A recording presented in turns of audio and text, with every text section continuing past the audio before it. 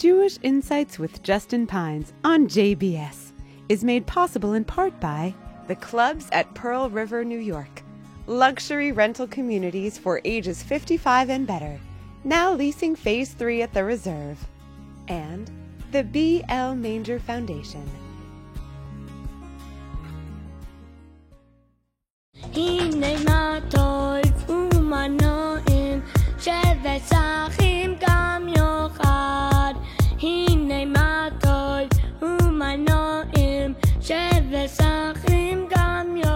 Shalom and welcome to Jewish Insights.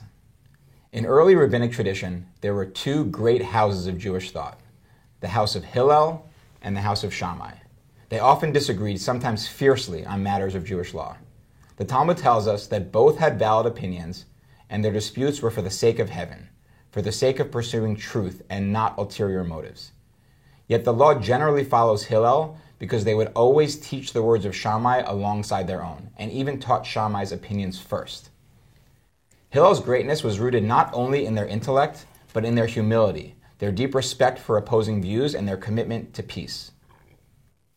That spirit of principled conviction paired with genuine openness is what makes this week's guest so important in our national conversation. I am honored to welcome United States Congressman Josh Gottheimer, who represents me, as well as the rest of New Jersey's 5th Congressional District in northern New Jersey, including Idan Alexander, the October 7th hostage who was recently returned to his family after being held captive by Hamas for 584 days.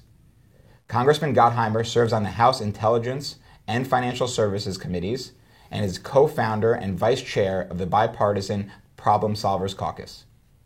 In a deeply polarized time, he's made it his mission to work across the aisle, to lead with empathy, and to find common ground without compromising on core values, whether fighting anti-Semitism, striving to make life more affordable for families, or bringing home October 7th hostages like Idan Alexander. Congressman Gottheimer, what a treat. Thank you so much for being here today. Thanks for having me. It's an honor. So let's just start. I was talking to our mutual friend Seth Gribitz, who told me you guys were in student government at Penn together back in the day. It's true. He's a great guy. How did you know, and when did you know that you wanted to serve our country and serve our country in this way? How did that happen? So I had worked, after student government with Seth, I ended up working after college in government. I worked for President Clinton as a speechwriter for him, and then I worked on some campaigns. I worked at the FCC doing telecom and tech.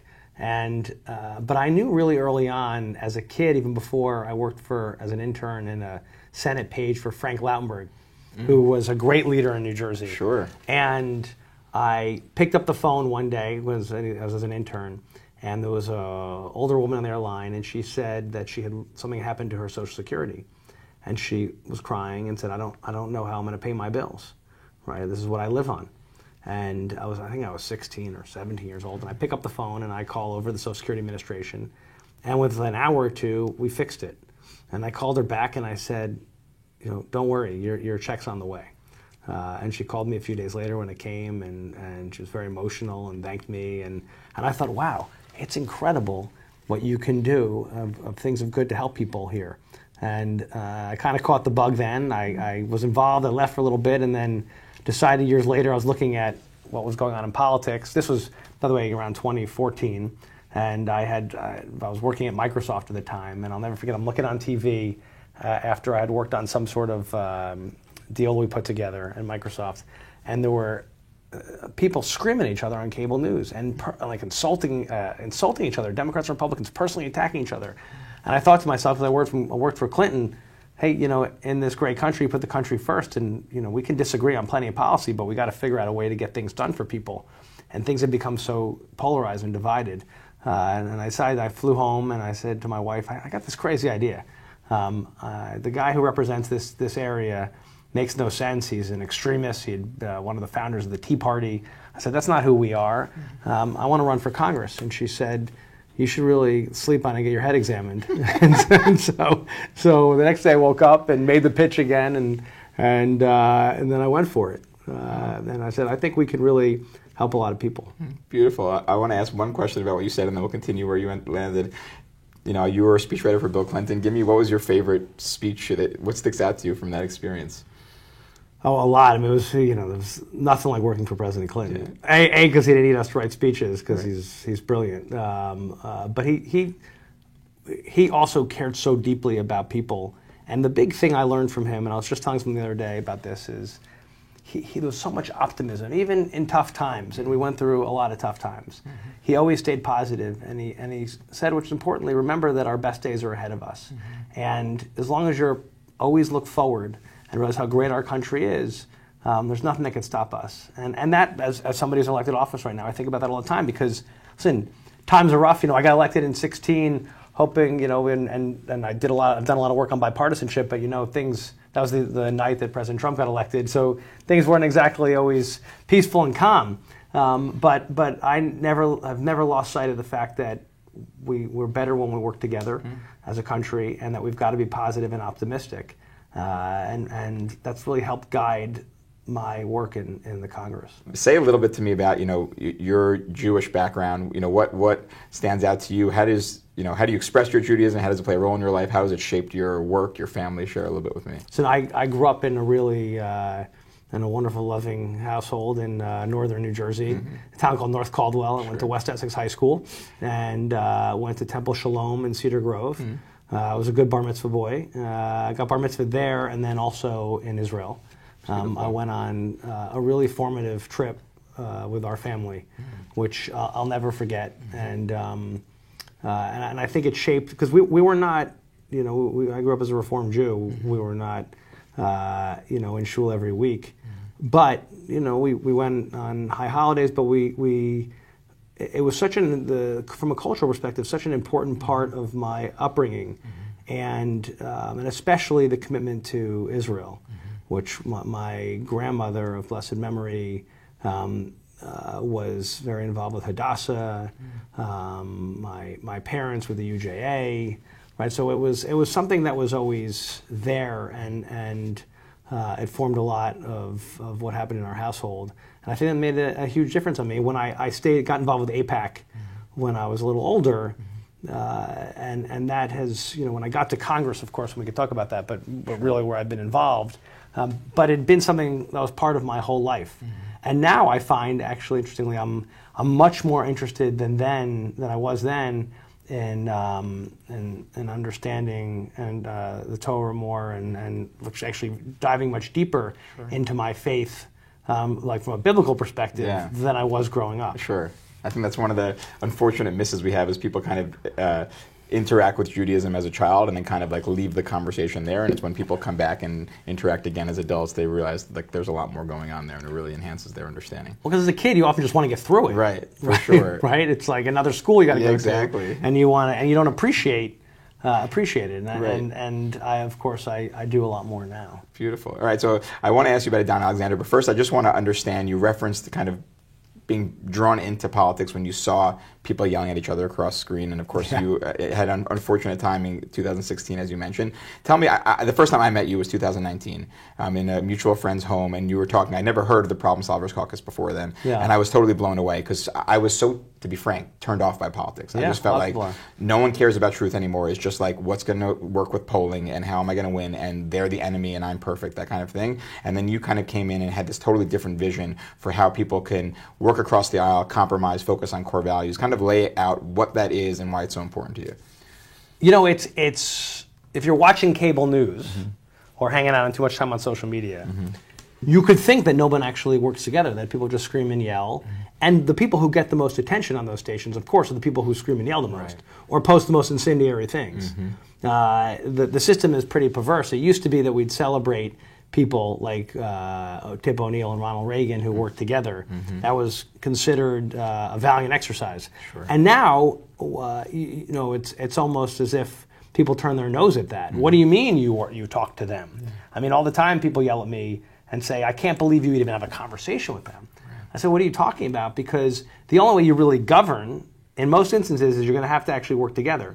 And the only stuff that survives long-term, policies, are that come out of a bipartisan governing, generally. That's if you look at history, things that have come out of the things that withstand time are things done in a bipartisan manner. And what I learned pretty quickly, so I get to Congress, and I meet this gentleman, introduces me to a member of Congress named Tom Reed from upstate New York, Okay. Republican. And we decide we're going to get this thing going. There had been some group called the Problem Solvers Caucus, but they used to just have coffee, kind of like informal hangout. Sure. And we decided to formalize it. We made bylaws and said, what if we actually put equal amounts of both? And said that if we get to 75% of us agreeing on something, we're going to stand, all 100% will stand as a block together. And that we won't speak ill of each other, that we won't campaign against each other, that will develop relationships and get to know one another. And imagine what we could do together. And so it was an experiment. And it totally worked. We grew over time. In fact, I was the co-chair of it. This is my first term that I'm not for 8 years. The first time I'm not because we have term limits, and I hit my term limits. Now I'm the vice chair. But for years, Tom and I, and then now I worked with a gentleman named Brian Fitzpatrick from Pennsylvania, worked together and said with this group and said, where are places that we can find 80% agreement on things? And I could go through some of them, but things that people said were impossible, like a gun safety bill, like the infrastructure bill. We helped negotiate it and pass it together and worked, and then we work with a group of senators in a bipartisan way, and we do this crazy thing. We get to know one another, we build relationships and trust with one another, and then we can govern. And all the major budget deals, all the major appropriation deals, all these fights, the foreign aid package that had the last one with Israel and Ukraine resources, that was done in a bipartisan way. People like me working mostly behind the scenes because it's very hard to negotiate in public, and not screaming and yelling, but finding common ground. Amazing. It's amazing. I know you're not a political historian, but do you have a view on why it has become that way? Why it feels like you need to work you're almost hitting your head against the wall to try to do bipartisan work, and that it's become so popular to be so polarized? What's going on? Well, one, because cable loves the screaming and yelling and the nasty tweets, right? They love the fight. Right. The fight's more interesting. In fact, when I go on with some of my Republicans, we're working on something together on TV, you can hear the producers kind of yawn, right? Well, where are you going to scream at each other? No. We're here to talk about what we got done, right? Like a bill on veterans or the CHIPS Act, like these things we did bipartisan way, and then you can say, well, you must possibly disagree on something, and you say, yeah, but we're not here to talk about that, right? We're here to talk about where we found agreement. So one, it's just from a media perspective not as interesting. There's a lot more. Most of our districts in the country right now, congressional districts, are in 70% or 60% Democrat or Republican, right? Heavily one way or the other. So what matters are the primaries, less so than the general election. They're just much more polarized districts, fewer middle of the road kind of districts where a member of Congress has to speak to everybody, not just their wings for a primary. And so that's affected a lot of things in a bad way. There's a lot more money from outside influence affecting people. So if you do the wrong thing, they come and attack, like their view of what the wrong thing is, they come in and attack you, right? So there's a lot of mismatched problems that are going on right now, and where it's just not incentivized to do good things. And when you do, by the way, you get protested and yelled at and screamed at, and instead you say to people, well, because if you walk in my office, you'll see a bunch of bills on the wall with pens from presidents of bills that I helped negotiate, right? And to me, that's like if anyone's watching who's in finance, it's like your deal cube, or it's like getting the medal in a race. It's like you got it done across the finish line. And in a lot of my friends' offices I go into, there's none of those because that's not a priority for them. They're there more for almost the entertainment side than the workhorse legislating side. Wow. All right, give me one behind-the-scenes story that you're comfortable sharing of, like, how you managed to pull something off in this space. I'll talk about the infrastructure bill just because everyone said that, and everyone, including Nancy Pelosi, told me that was impossible. The squad, which are some of the further left members, had declared they were against this infrastructure bill. This was the most significant investment in infrastructure in 100 years.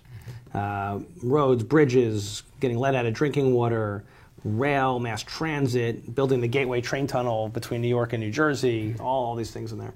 And they said when we lost the squad, we need to get at least a dozen Republicans. And I remember Nancy Pelosi saying to me, well, that's just not going to happen. They're never going to give you their votes. But we'd worked on this bill together, had developed it together, written it together.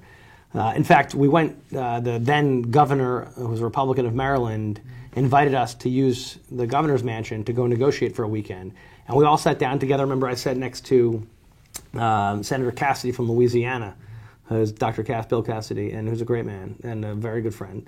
And he's again, we disagree on plenty, but we can have really honest conversations and listen to one another, not just presume that you understand what the other side wants. That's the biggest mistake. Right. You have to actually listen to what the other side is like. What do they need to get to a place where they feel comfortable? Mm-hmm. And so we're sitting and we have our spreadsheets open. We're looking at the bill of all the different things, and he's got his computer, I got my computer.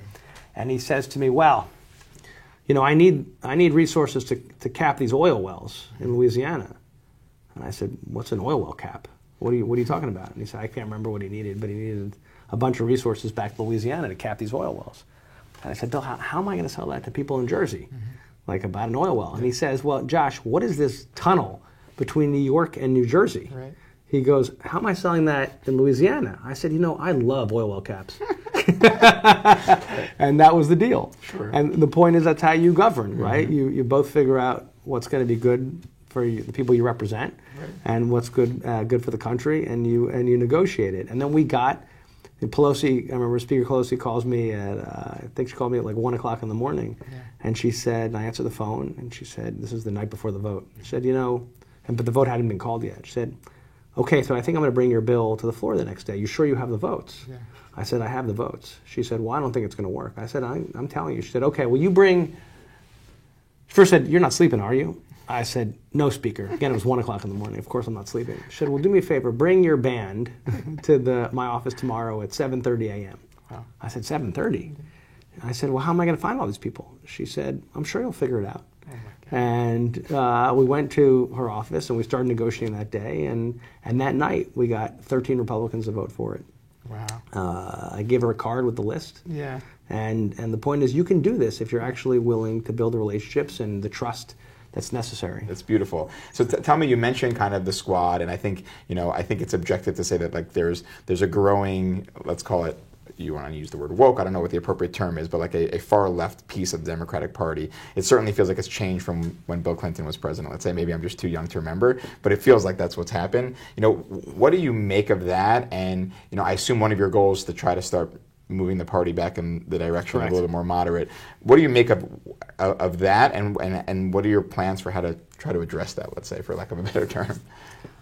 I mean, there's two things. One, I guess if you talk about the U.S.'s relationship, standing up to anti-Semitism, two areas where I've been very focused since I'm in the Congress. We could talk about October 7th and Adon after, but basically, because I look at the world as pre-October 7th in some ways and post-October 7th when it comes to some of the shifts in Congress, although they had been there, and percolating. And when I got to Congress versus where we are today is a different place. Maybe you were losing 5 to 10 Democrats on a vote related to the U.S.'s relationship, which I believe is key to America's national security. Sure. You were losing, if you had a vote on BDS or the MOU between the United States and Israel, you just lose a few people and a few Republicans. And then over time we have shifted, right? And now post-October 7th, we're losing 40 people to 50 people. Even the week after the 7th, there was a resolution condemning Hamas, and we lost 14 Democrats, which I think are far too many. Now, you're still talking about of a pool of 215 people, right? So it's still a narrow slice. But what I want to make sure happens is it doesn't grow. And even when we did the foreign policy funding law, I guess last Congress, we lost, I think, around 35 Democrats on that, but 23 Republicans, right? You've got, the Marjorie Taylor Greenes of the world in addition to the squad. So you've got these people on both sides who, from a populist perspective, or whatever perspective, have come increasingly against supporting U.S.-Israel issues. Plus, even on anti-Semitism resolutions have caused problems, like the IRA bill, which is my bill with Mike Lawler, which we're having trouble with right now because, ironically, the far left and the far right are causing us problems there. So I'd say the party overall, the Democratic Party, and this is a huge misperception, is actually good on issues that are, I believe, important on U.S.-Israel and on standing up to anti-Semitism, but you have a sliver that are not, and it's a growing sliver. And what's acceptable now in the political conversation was not even close to being acceptable when I got to Congress, right? If you remember, I stood up and introduced a resolution after the Benjamin's comment and the hypnosis on the world and the Jews control everything comments that were so deeply offensive and anti-Semitic. And now those are like garden variety. Like if that's all people were saying, right now they scream genocide Josh at me when I walk in the halls of Congress, or other really offensive anti-Semitic slurs as if it's nothing. And so the world has changed in politics. My focus is how do we actually get it back overall to a place of common sense and reason and bipartisanship, and bring the temperature down, but get back to a place and I'm very focused on economic issues and make sure people can afford life, and away from some of those other incendiary social issues. How do we get things calmed down, bring back more to a common sense place, away from the extremes, not just on Israel and anti-Semitism, but overall. It's a huge focus of mine, and I think we need to get back there. You can be pro-business and pro-environment. You can be for public safety, which I am, in support of law enforcement and firefighters, and care deeply about other issues like reproductive freedom. We've set up all these false choices, and I think that's I just think that that's a huge mistake. It sounds very challenging. I'll just ask you on that point, as a human who walks the halls of Congress and knowing that there are people on both sides of the aisle, as you said, that have these opinions, do you bring it up in the lunchroom? Like, is it kind of like they sit here, we sit there? Is it like, you've talked about this amazing work you've done with the group you found that are a little bit closer to the middle. Is it kind of like we just have to hope these people get voted out one day, or is there a way to try to make progress with people that's views feel totally, I imagine, bonkers to you? Well, listen, there's people you really don't. I try to do business with people who are willing to do business and who are willing to actually reach across, right? So I mean that is a pool of people. Some people you could speak to them for 500 hours and you're not moving them, right? And so I try not to waste too much time investing in some of those folks, and you walk by and I spend a lot more time with certain folks before October 7th. And then some people have crossed lines that are, in my opinion, very hard to blur back, to blur. Just share some examples of that. Like you mentioned they call you genocide Josh. First of all, who's doing that? Well, those are just people in the hallway of Congress who come visit the hall and people that are throw coming red paint at me. Right. And call you genocide Josh. That's and say you blood on your hands. In the Capitol, outside my office, I have a picture of every hostage. Those who've been freed, those we've lost, and those we're still waiting on. And probably every few weeks someone defaces. This is in the United States Capitol, defaces one of those. And that's a hard thing to understand and to grapple with, and that's just reality, right? Then you have other members of Congress. Listen, it's been very hard for me to, with Representative Tlaib, to, after the 7th, remember there was a hospital bombing, which turned out to be bombing a garage next to a hospital, and but Israel was immediately blamed, and then it was very clear from intelligence that actually it was from Palestinian Islamic Jihad, had an errant rocket that hit, unfortunately, killing many at not 500 as was claimed, but 50, which is too many at next door, and no one ever corrected the record, and I was very upset, and I said to Rashida, you have to take this back. We have strong, I'm on the Intelligence Committee, we have very strong evidence right away that this was not Israel, even though that was being reported on every television station around the world. And I knew people's lives were in danger, and there would be a huge consequence from these claims. And she refused to take it off her social media, to retract her statements, even though the evidence was incontrovertible. That's a very difficult thing, some of these things, to get past, because people knowingly, even after presented with evidence, refuse to do right. Even if we disagreed on lots of other things, I always believe maybe there's a way forward here. Maybe there's a way, and I think that's also in our values. Right, of redemption. Right. and respect for truth a little bit, which truth. seems like it went out the window. Oh my gosh. Can I ask you, do you think it's harder or easier to fight these fights as a Jew in Congress? That's a great question. Well, I think sometimes it helps you bring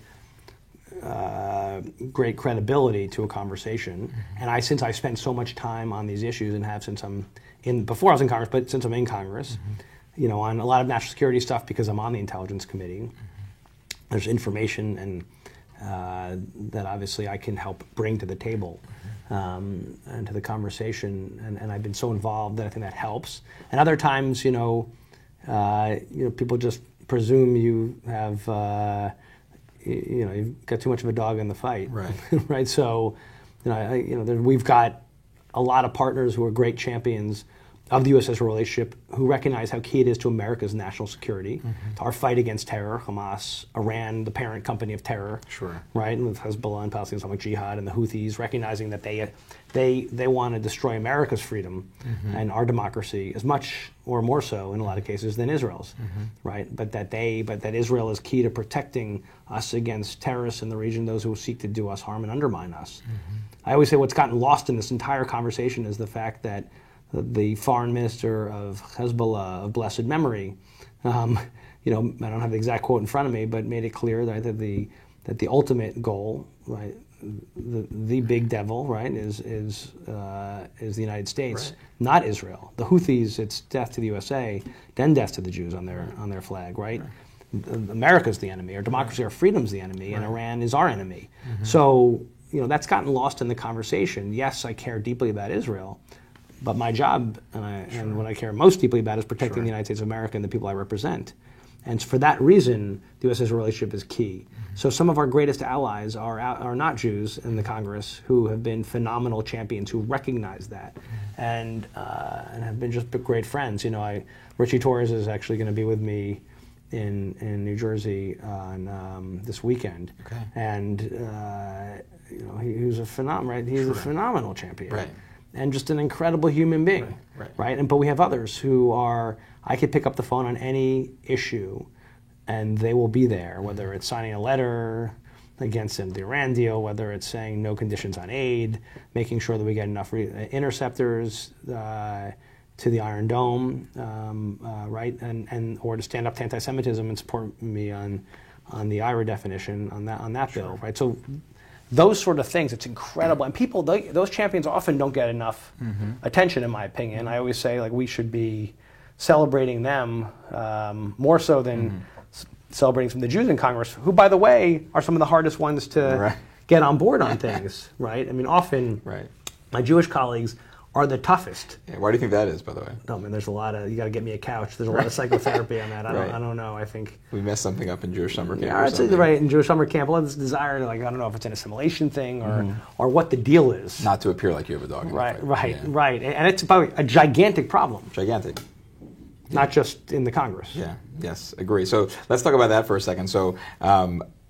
We joked before. I guess we were both born in Livingston. I thought you grew up in Livingston. Both Barnabas. Penn, but yeah, same St. Barnabas. So we were born in the same hospital. Both went to Penn for undergrad. Both went to Harvard for law school. I think you went to Oxford in the middle, which I missed. You're younger. Yeah, exactly. One of the big things that came out after October 7th was kind of this major focus on the Ivy League schools, particularly Penn and Harvard, were really in the news. I know, man. We picked the wrong schools. Exactly. So it was.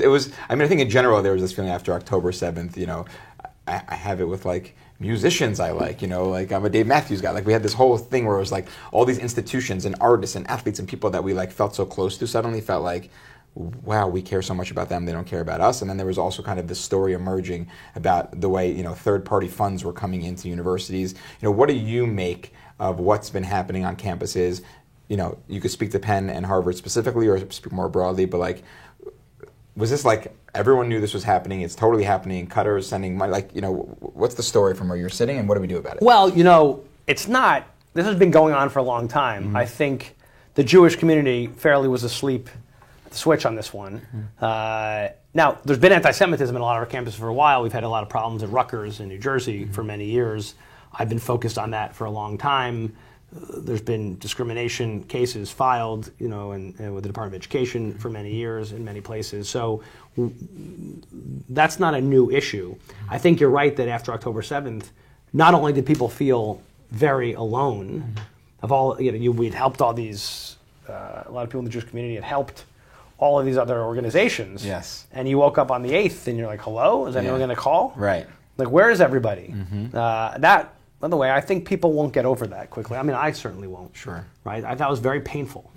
And you got to move forward, but I think people are going to sleep with one eye open on a lot of that. And shocking who was not with you, right? And I think that affected a lot of people. When I talk to them still today, people say, I'm not over that. Right. And shouldn't be. Feminists in particular, like all these groups that like rape is okay when it happens to like a Jew. That was... I'll never forget that. Yeah. How many days before anyone said anything? Right. Unbelievable. Right, and I've seen the footage. Right. Like, which I'll never unsee. Right. I saw other footage when I was in Israel a couple months after the 7th, or a month or so after the 7th. And, so there's stuff that you can't get past. Right.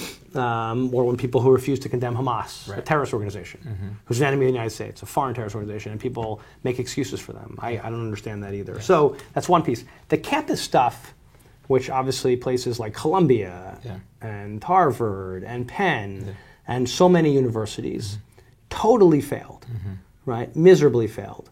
And but that had been, you unpack it, had been years of changing of curricula, of hiring professors, of money being involved, starting institutes, which were quick to celebrate what happened on the 7th, right, and to justify what happened on the 7th. And then you unpack the next layer, which many of us are still unpacking, and will take many years, because it's very difficult to get to the bottom of it, because universities don't want to share their funding streams, right, and they come up with every which way to hide it. Right, and so there's a lot of investigation still going on that many of us are working on, and I honestly think my biggest worry is that Don came home and we get the other hostages out, God willing, and I'm very worried that people will take their eye off the ball on this, because this is going to take years to focus on, right? And in fact, I was in Qatar working to try to get Don out a couple months ago. I'd been there multiple times in the last. It's 600 days today, but it's in the last. Right. And there's no straight answers on this, right? You get a lot of double talk, which I got from those senior levels, with the prime minister, those senior levels of the Qatari government, of what people are not being forthright about, where the money is, and we have a lot of work to do to figure this out. That money shouldn't be there, and I think some of these universities deserve, who refuse. Columbia.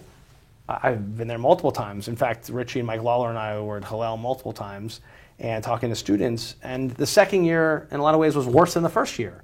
And and Columbia didn't institute any changes. Right. So my feeling was, I don't have any sympathy for Columbia and Harvard and others having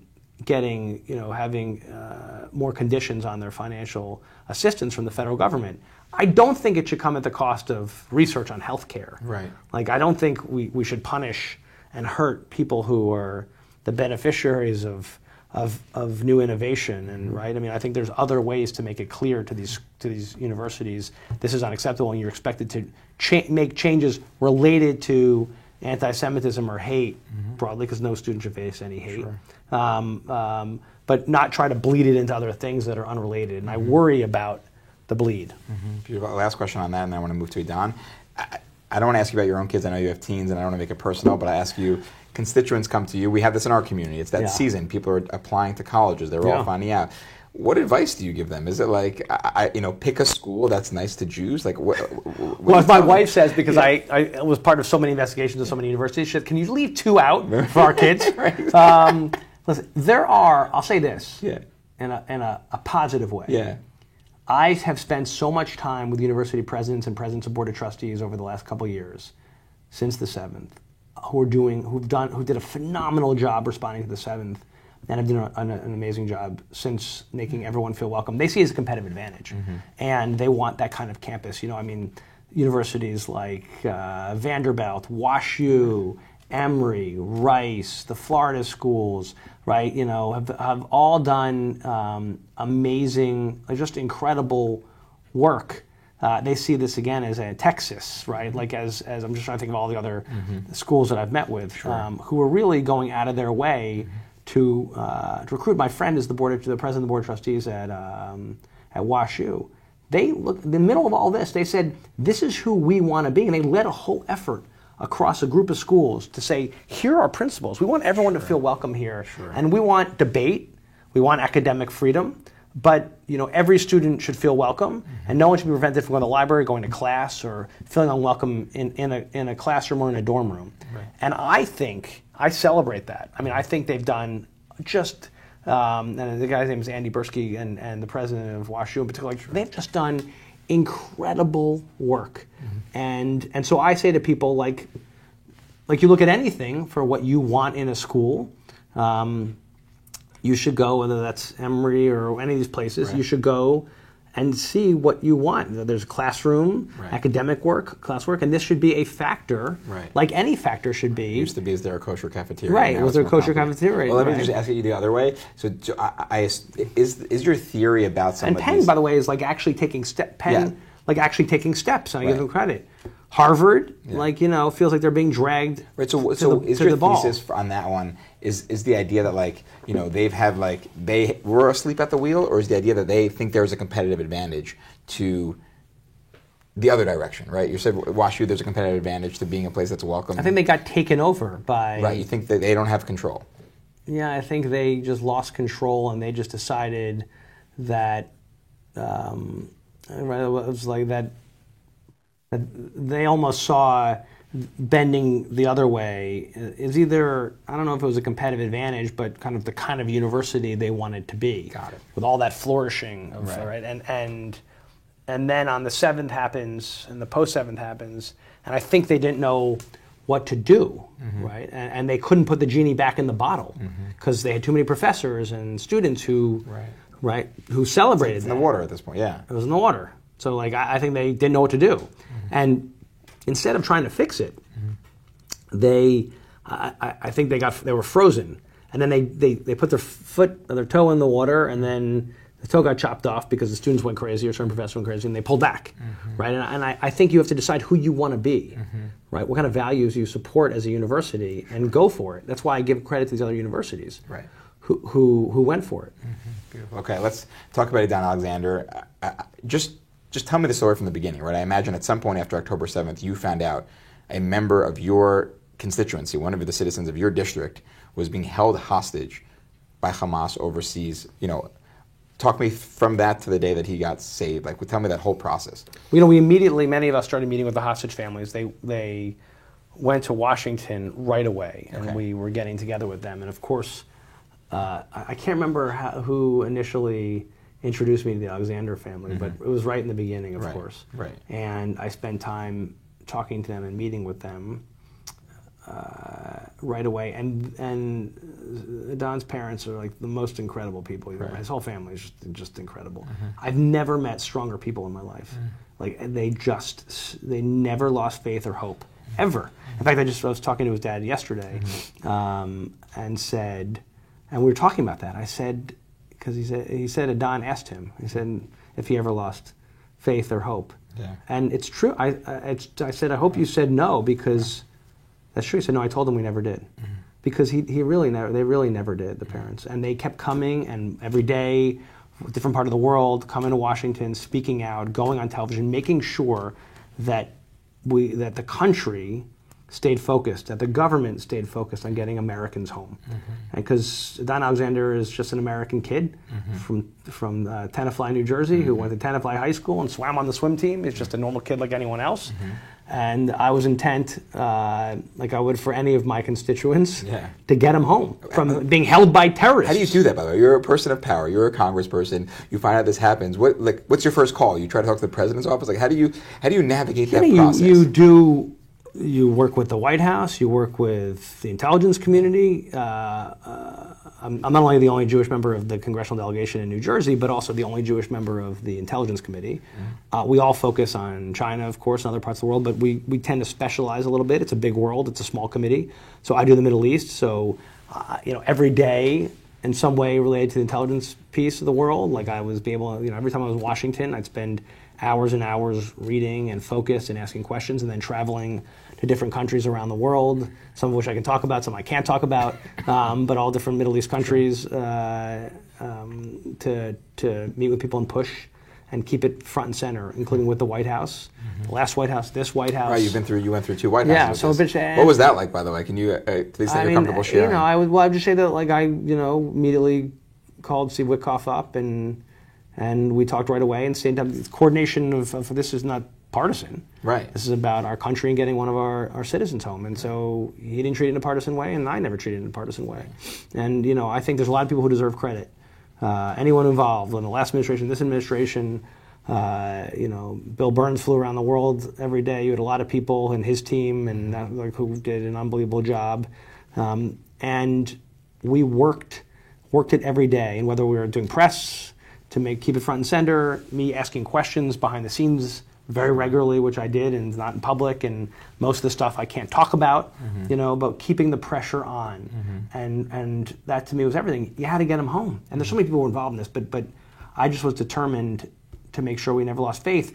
And if when I spoke to Mr. Alexander, to Adi that day, or TL, to his mom, and they said I could really use help here, we did it.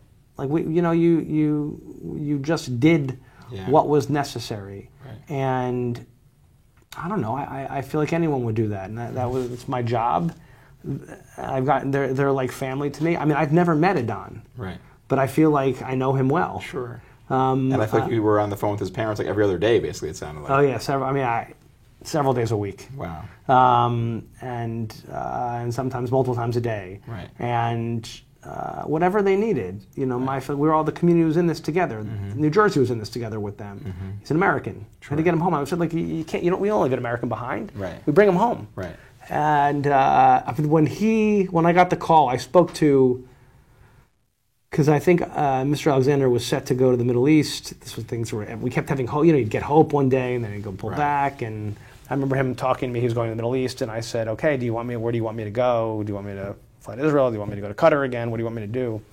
And he said, "No, I think there's something happening." He said, "But we've been here before." I said, "I know." And then he called me that night again and said, "We just got a call. I'm heading to Israel. I switched my plane. His wife was on her way." And then I got another call from other people who in the administration, we were, felt like things were moving, or maybe a text or something. Yeah. And I couldn't, and I was there at 5 a.m. in Tenafly, New Jersey. 1,000 people showed up. My wife was there. My daughter was there. Wasn't that just incredible? I got there after carpool. Just incredible, wasn't it? I mean, it was and then all day it kept growing and growing. Unbelievable. And I'll just know when he got out, and I don't know if you were there watching on the big screen. Sure, you could see him get out in the first picture, because I still said, okay, there's going to be 1,000 things that go wrong here. Yeah. And when he got out, it's just such an emotional moment. It's something I'll never forget it. I mean, and I was talking to his dad yesterday, and it's like, it's hard to believe. Yeah. The odds are not, and this has been reported that there was a bombing of the tunnel after, like 2 weeks before the tunnel got bombed where he was. Like, the odds that he overcame. It's unbelievable. Unbelievable. And it's a credit to you, and I know the work that you put into it. It's unbelievable. That's the job, right? The idea is to have your representative fight tooth and nail for you. Yeah, I mean, I was just playing a little role, but I'm very. Yeah. I feel very proud of having, and just honored to have been part of helping. But I got to give his family, Don himself, of course. But I got to give his family they never let up. It's a great lesson. They never let up, and they always stayed positive. It's because I know I would have very Jewish. I think I would have been in a ball in the corner. Yeah. Wow. And were there moments where were the moments of pushback? Were there people either in Congress or in general that were felt like your cause was not worthy? I mean, or were they got it? It was an American, and they weren't like that. No, I think most people just moved on. Okay. Or it was just okay, he's there. We have other things to worry about. Or, they were focused on and they don't agree with Israel's policy on X or Y, and they lost focus on the hostages, right? And I was brought it back. I said like that there were 3 goals in this. One, get all the hostages home. We still have hostages. We still have 4 Americans, don't forget, who've got to come home, who are no longer alive, but we've got to get them home. We've got 20 other hostages we believe are still alive, and then others who aren't. We've got to get them home as well. We have to crush the terrorists, to crush Hamas, crush Hezbollah, crush all the terrorists, all part of the parent of Iran, all their the parent company and all their proxies. And we've got to get humanitarian aid into the region. I think those have been my goals since day one, because we have a lot of innocent Palestinians being used by Hamas as human shields, and we've got to get, so like that to me and obviously find a long-term pathway. But those have to be our objectives and remain my objectives. They never change. I think people move on because it's not front and center in their lives, and they have other issues. And then that's when we still have to keep this until every hostage is out and especially get those Americans home. I'm not stopping a fight, until we find a way forward on all those paths. So you don't stop. You just keep going. You got to be tenacious. You got to be tough. You got to keep going. Wow, amazing. And it's hard to. I think one of the things after October 7th, still talking about Israel, was kind of more broadly that you alluded to it before a little bit. This moment of recognizing that like not everyone was going to be there with you in those feelings, if that made sense. Kind of some people were just like, it's genocide, it's this, it's that kind of thing. Like, as you think about your role there, and we talked about you being a Jew in general, how, like, I don't know, I remember you mentioned AIPAC earlier. I remember like AIPAC, like Israel was a bipartisan issue. It was just like, that was it. And you've mentioned that it's shrinking a little bit. October 7th made it worse. Do you see a way forward? Like, what do you imagine? Is there a way to get back to a place where, and I think, I'll be honest, as someone on the sidelines here, it feels like both parties in some ways do that in some ways, because it's like, it's almost like at a certain point, they play politics with it. Yeah, they play politics with it, exactly. And we're like, this is the worst thing for the U.S.'s relationship, and for whether you're talking about anti-Semitism or the U.S.'s relationship, the worst thing can happen is any of it becomes partisan. I always say that to people who yell at me, well, all the Democrats are bad. I say, well, that's A, it's not true. But secondly, the worst thing that could happen is this is a partisan issue. Right. Because it's terrible for the resources that Israel needs to fight terrorists and protect us in the region and herself. But also, it can't be that swings back one administration to the next administration. That's just terrible from a strategic point of view and for the relationship. And so, I really discourage when either side, and I've had conversations with my colleagues on their side who think they're going to score a political point by putting up some controversial vote that they know is going to split us, but they're doing it intentionally. There's no goal of making that law. They just want to get a vote. And I say, if you really cared about the relationship, if you really cared about standing up to anti-Semitism and hate, you would not play this game. All right, I asked you before about where do you send the kids to school. I want to ask you also about career in politics. You're someone who's gone, you entered this space in the 90s, which I think, we're a different era, and it's really changed a lot. When young people come to you and are considering career in politics, what's your advice? Do you feel very hopeful about the future of politics, or do you see us getting more and more polarized? No, very hopeful. I mean, we've as a country, we've always swung, and the pendulum swings, right? Yeah. Things get more partisan, less partisan. We've definitely been here before, and I'm hoping we're in a swing toward reasonableness and toward common sense. And I'm very focused. I'm running for governor right now, and I'm very focused on how do we make life more affordable for people? How do we get costs down? How do we get taxes down? How do we make sure our communities are safe? In addition to values that are really important, standing up to hate and anti-Semitism, but number one focus: how do we make life more affordable? Because in New Jersey, our taxes are too high, the child care costs are too high, utility prices, electric bills are too high. We've got to make things more affordable for people, and that's very Clinton. By the way, it's a Clintonian thing. Totally doable, by the way. How? You go to joshforjersey.com, you can read my plans that are 80 pages. But the bottom line is, I'm cutting property taxes by about 15%. Giving a rental rebate for renters, giving seniors when they turn 70 a bonus to stay in New Jersey. And I'm doing it by actually running, New Jersey is a totally inefficient system. We have 564 communities. No one negotiates anything. No one tries to make things more efficient and better in a smart way with planning. And so we can actually do this just like New York and California have actually looked at how to make things more efficient in their states. We never have, which makes no sense to me. We've got more superintendents than mayors. There's a lot of bureaucracy. In New York, if you work in New Jersey, but for a New York company, New York takes all the income tax. That makes no sense. So we have a lot of things. We're the second worst state in the country in terms of getting money back from Washington of tax dollars. There's all these things that we just have accepted the status quo, and I'm not a status quo guy. I willing to take things on.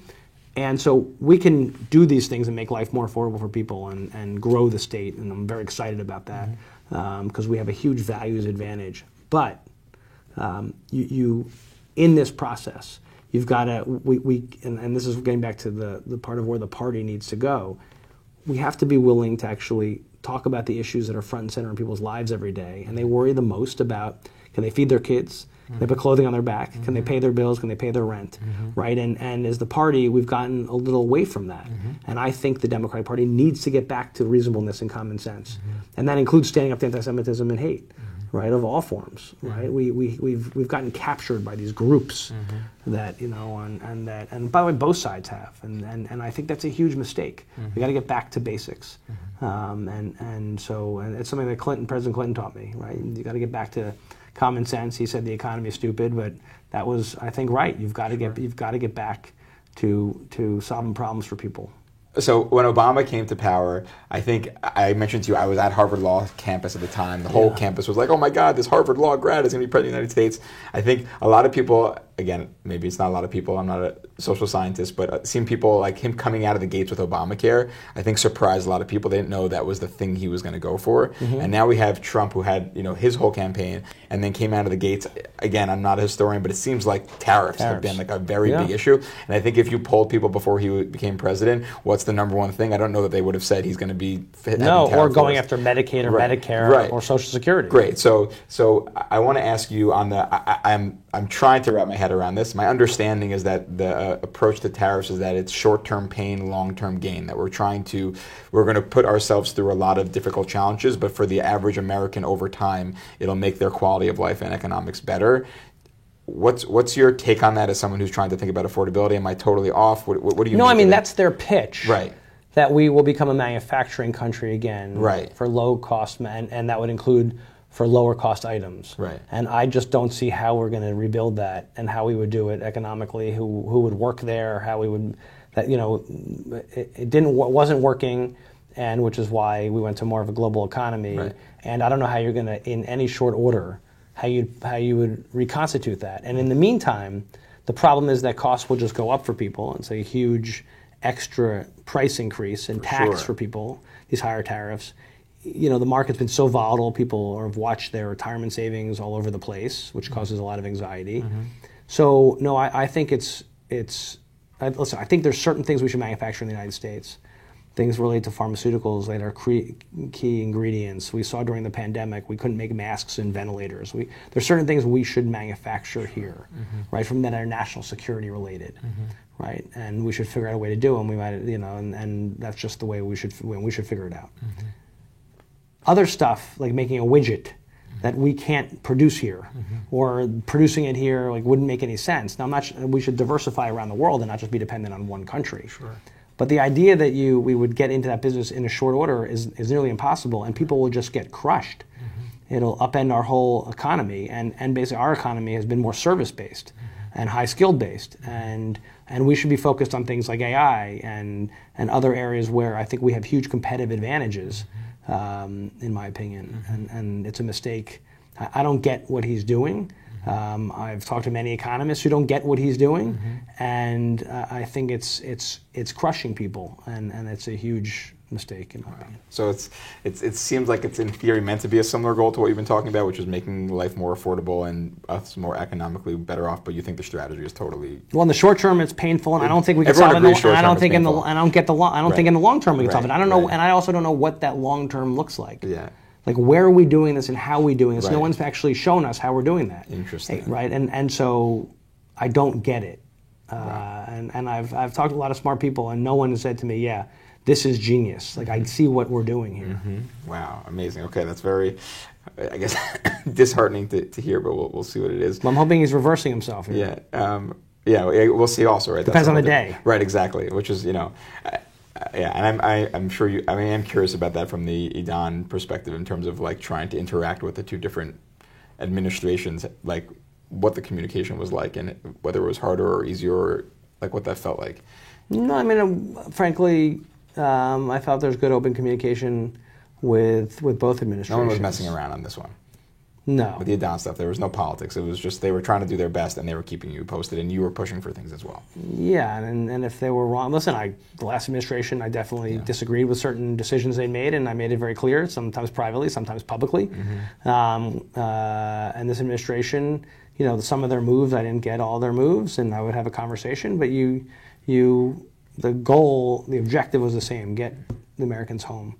Mm-hmm. And President Biden told the hostage families to go work with President Trump. Mm-hmm. Like it's all about getting your family member, your loved ones home. That's what we want. And that's what this should all be about. Amazing to hear that. Yeah. All right, I'll give you a quick lightning round just as we close. Okay. If you weren't in politics, what would you be doing? Well, I used to be in the private sector and business. I think it's I think that's a great place, and if I weren't in government, either I would do that but I have to figure out a way to always help and help others, because I think it's really important to give back. And so no matter what I'm doing in life, I always want to make sure that I'm trying to make things better. Beautiful. Number 2, what's your favorite Jewish holiday? Favorite Jewish holiday? Well, even though it's a very lay holiday, Hanukkah, my kids love Hanukkah, and it's a great time wherever the family comes together. I like, I think atoning also, like Yom Kippur is like, there's something very cleansing about that and spiritual in a way, and it's a lot of time where actually I have to think. And so I for that reason, I know that's usually not that's probably not a holiday that people, because you're not eating, and but for some reason, like I find that to be like a very personally like important holiday. Beautiful. When someone calls you, they're coming from overseas, they've never been to New Jersey before, where do you send them? What should they do? To God's country? Give them, exactly. Give them, Lauryn Hill used to call it New Jerusalem, I think, in her album. That was New Jersey was the New Jerusalem. What's your itinerary I'm a huge for New Jersey? Springsteen fan, so you got to go to the Stone Pony. Okay. My mom went to Asbury Park High School, Beautiful. So I love the shore. In my district, which is amazing, in Bergen County, there's so I think it's iconic to see the GW Bridge, that area, where you're looking at where you look across and you see New York and New Jersey. There's just so much history. And I love diners, and so I send people to diners. I'm like, you gotta go to diners, because you really understand Jersey. I've been to diners all across the state all the time, and I talk to people. And there's nothing like hanging out in a diner and talking to folks. So I think like that's a great way also. We also have, and there's a place my stepfather, his favorite pizza joint, and I'm not saying this is my favorite pizza joint because there's many, we have phenomenal pizza in my district and all over the state, but it makes me happy to go to Vic's Pizza. Okay. Because my stepfather, that's his favorite place. Getting a hot dog at the Windmill, which is a key light. So there's all these iconic stops. I love you can hike. People don't realize we have the Appalachian Trail in Vernon, New Jersey, which is my district. Beautiful. I don't know. It's like that's like asking me a very loaded question. Amazing. I'm trying to think of all the things. Come to Jersey. Come to Jersey. Really, there's so much that goes on in New Jersey. Amazing. All right. Well, from a proud New Jerseyan who lives in your district, thank you so much for being here. Thanks for having me. You should be blessed in all your work and the way that you serve our country, and we're very proud of you. Thank you so much. Thanks. Great to see you. Great.